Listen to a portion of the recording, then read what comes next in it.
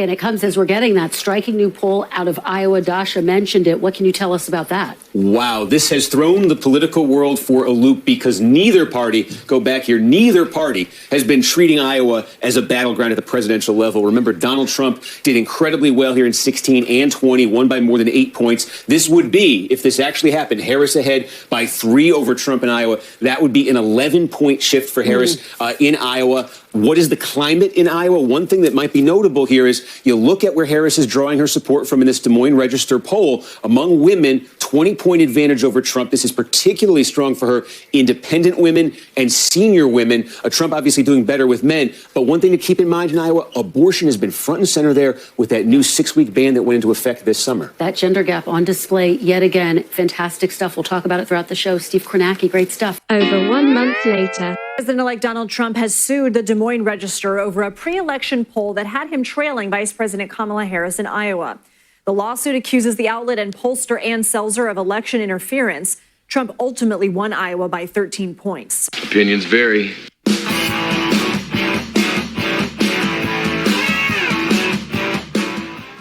What's up, everybody? Welcome back to Opinions Varied. It's Opinions with an A. Please like, share, and subscribe. And we keep on seeing Donald Trump go on offense now. He's going on offense. He's now suing the Des Moines Register, and he's suing the pollster Selzer for that ridiculous poll that was put out about 2 days before the election, just to really rile up Kamala Harris supporters and the media and make it seem like she had a chance, trying to drum up the enthusiasm and trying to drum down the enthusiasm from Trump supporters. He is now suing because the poll was completely ridiculous, completely fake, false, not even close. Donald Trump ended up winning by 13 points in Iowa. The poll was off by 16 points. The poll never was true from jump, but the media treated it as such, as you saw right there with Kristen Welker, once again, beclowning herself, saying it's women because of the Schmish-Mortion issue. So that's why Donald Trump is going to lose Iowa. Meanwhile, Kamala Harris never went to Iowa. Donald Trump never went to Iowa because they both knew that Donald Trump was going to win Iowa easily. We're going to see a Abby Phillips roundtable on CNN where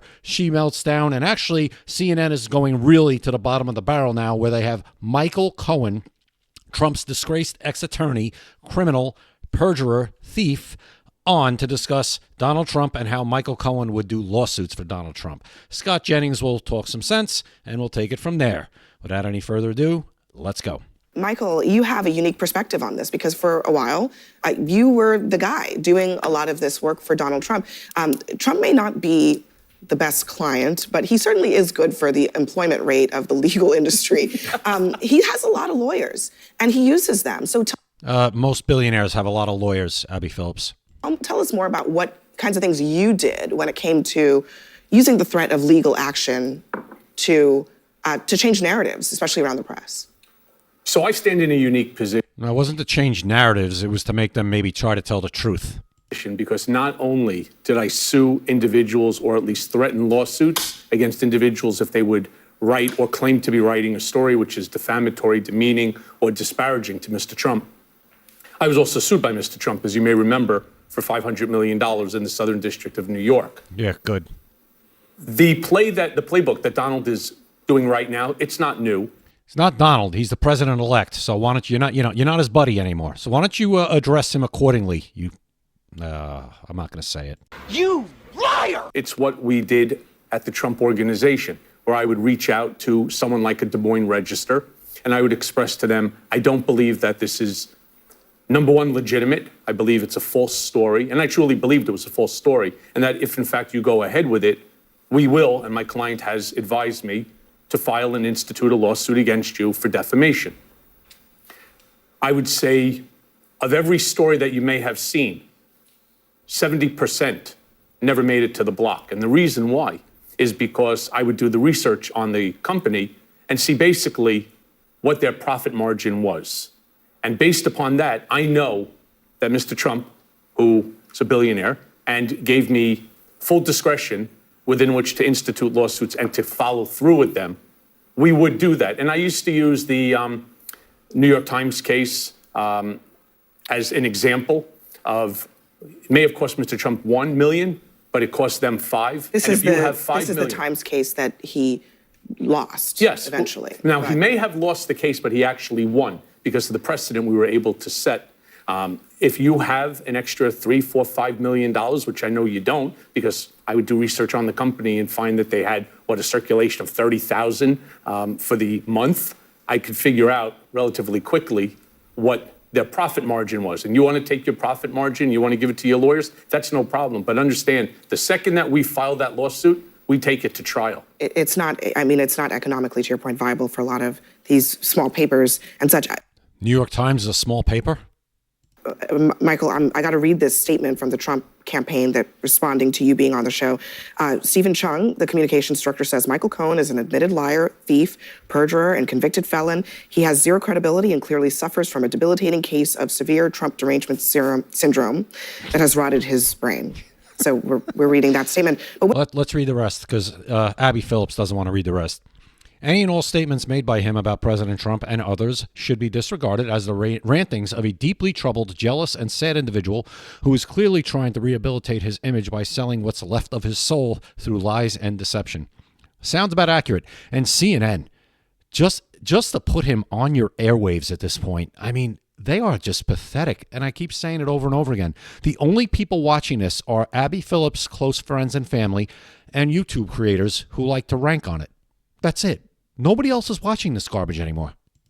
What you're talking about is not actually anything that's surprising, because Trump himself has said, he literally said what you just said, which is the strategy is I, Donald Trump, have enough money to just take this thing to court, whether I win or lose. It's disruptive to the journalists. It's disruptive to the news organization. It costs them a ton of money.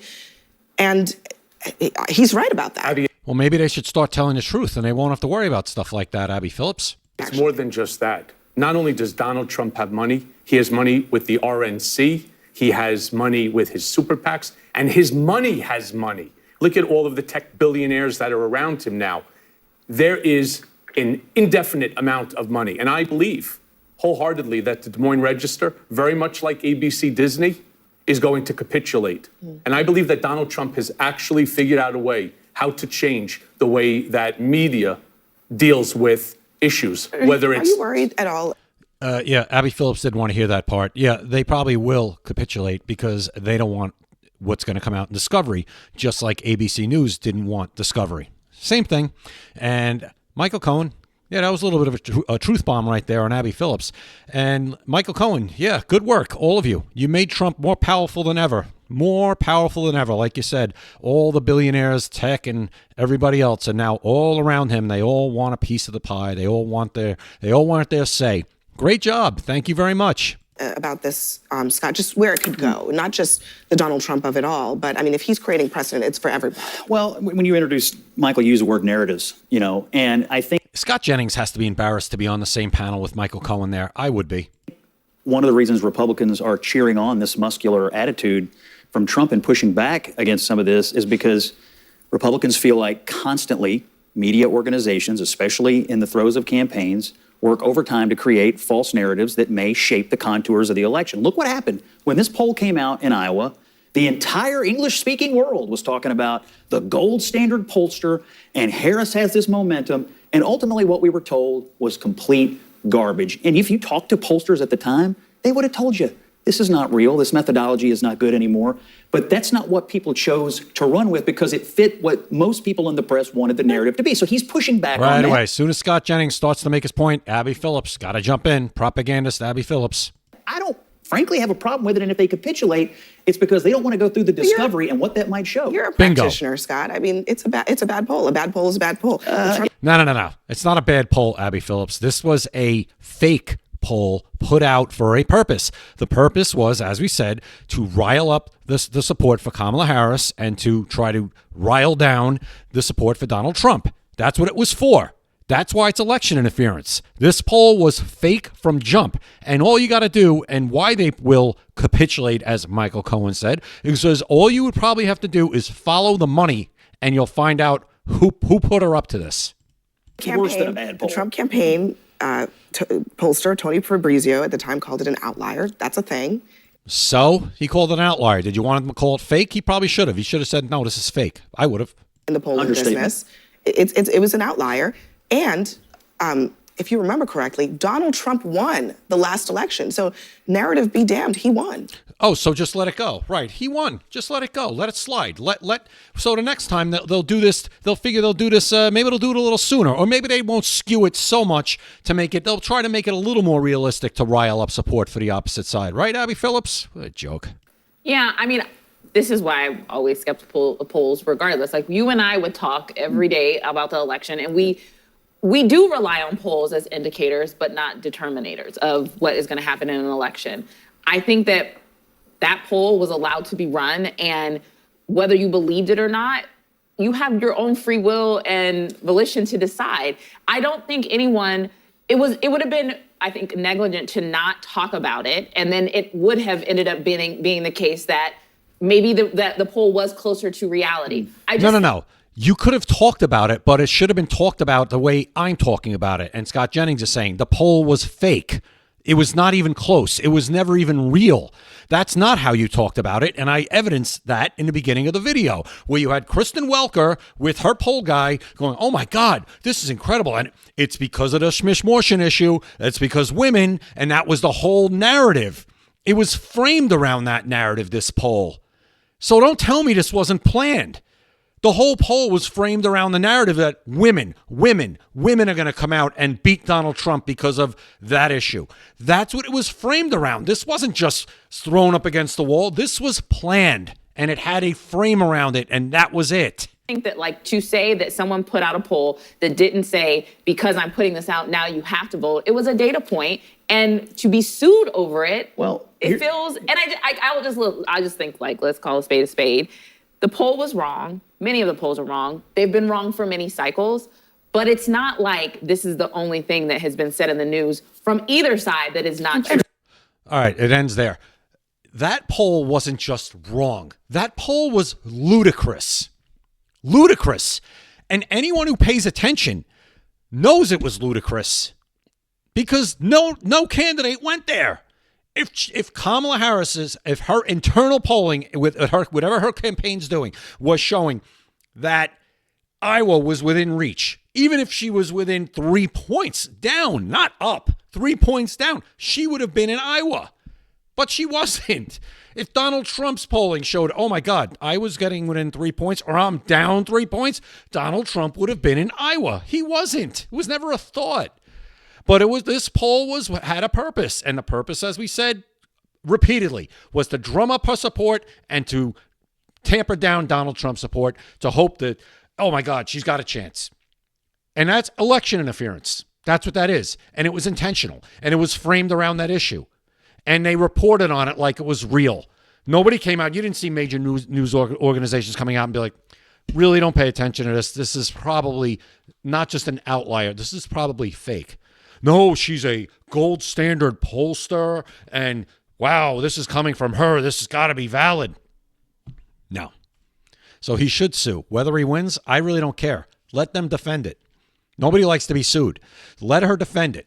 They deserve this lawsuit. That's how ridiculous this was. Let them defend it or let them pay them off. Let them settle it to make it go away. Either way, he wins. So tell me what you guys think in the comments. Follow me on TikTok at Opinions Vary. Follow me on X at Opinions Vary. Like, share, and subscribe. I really appreciate it. We'll see you next time right here at Opinions Vary. Opinions vary.